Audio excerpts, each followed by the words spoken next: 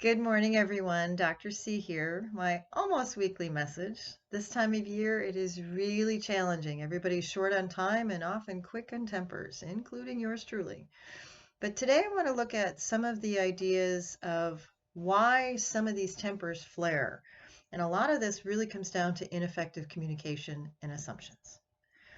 Think about the idea of the art of texting. And yes, I mean that. Just because you do a lot of it doesn't mean you're effective at it, doesn't mean you're good at it. A lot of things are not appropriate for texting.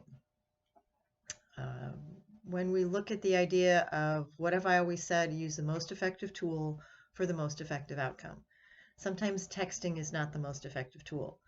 I get myself in trouble an awful lot with a specific person with texting. Why? Making a lot of assumptions. We assume based on the 4 words we see what the rest of them are, what the emotions are, particularly if things are passionate, heated, contentious.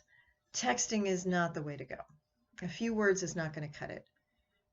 Even on Zoom, sometimes when you're looking at me, this is a one-way dialogue that I'm pushing out. If you have something that you're going to want to have response to me, responding in an asynchronous environment, meaning sending me a video, isn't always the most effective tool because they're one-way dialogues. We have to have a synchronous conversation in the same time, in the same space, preferably in person. Zoom is the next best thing, then cell phone, but it also depends on what we're talking about. I have 2 Japanese exchange students here. Texting is fabulous when I have to pick them up at school and I have to say, hey, I'm on my way, or we're going to pick up, or little things here and there. There is no opportunity for misunderstanding or emotionless. It's a really just quick and dirty, blink, blink, blink, makes it very efficient. When we look at the opportunity, however, for real communication between friends, between significant others, between parents, things can get really bizarre because we make a lot of assumptions. It's natural, it's human. And so I'm hoping around this time of year, when tempers again tend to be high because we're short on time, that we might just take a minute to think about which modality we're going to look at. Zoom, in person, over the phone, in person, in a one-on-one environment, or maybe a group environment. Lots of different dynamics there as well. There is a time and a place to talk about certain things. Sometimes you can beat a dead horse and talk it to death, and it's not helpful to recover the same ground over and over. Listening skills are really important, but we have to be careful of those assumptions. Even when we're listening, we're working on an exercise for those in my coaching and mentoring class. You'll notice this one. Well, working on an exercise of being able to understand the difference between leadership and management, as well as coaching and mentoring, and the art of leading questions and the art of assumptions.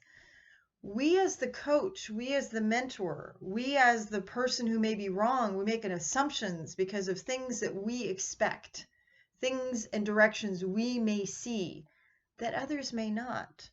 A teacher really is the ability to help someone see what is already there. Maybe we see it differently. Maybe we reframe it. Maybe all I have to do as a teacher is say, did you consider this? What about? Might this be a solution? Without giving the answer, that's not my choice and that's not my goal. Other than a foundational, here is a definition of leadership. Here is a definition of management. Here are foundational building blocks for which there is a right or wrong answer. But after that, particularly at the college level, my point is to be able to look at the logic of your argument, the wisdom of your argument, the flaws in your argument, the assumptions in your argument. And many of us do that without thinking. We just assume that, well, if we can see it, surely everyone can. Nope. Surely if we have these skills, everyone else says, nope, not even close. The challenge we have, however, is to take someone where they are and to offer them the ability to maybe consider some of the things we're offering. But it's not just the what we say, but it's how we say it, the assumptions we make when we say it, and the modality we use in which to say it. So remember, Maslow, the most effective tool for the most effective outcome. Why? Because if all we have is a hammer, coincidentally, everything looks like a nail. See you around the quad. You'll have probably 1 or 2 more videos before the end of the year, but hang in there with regard to the distractions. This time of year, it's very difficult to get everything in. Here's the best advice I can offer you. Plan your work, plan your life, plan your calendar, then work the plan. Instead of shooting from the hip, trying to just kind of fly by the seat of your pants, have a plan. Have a daily plan, have a weekly plan, have a plan until Christmas, have a plan until New Year's. No, the plan is not going to happen exactly, but it's not going to happen at all if you don't have one. So try and keep a balanced outlook. Let's try not to get our feathers too ruffled. And remember, plan your work, work your plan. Take a breath and breathe. It's all going to work out, I promise you. You've got this. See you around the quad. See you later. Dr. C. Bye-bye.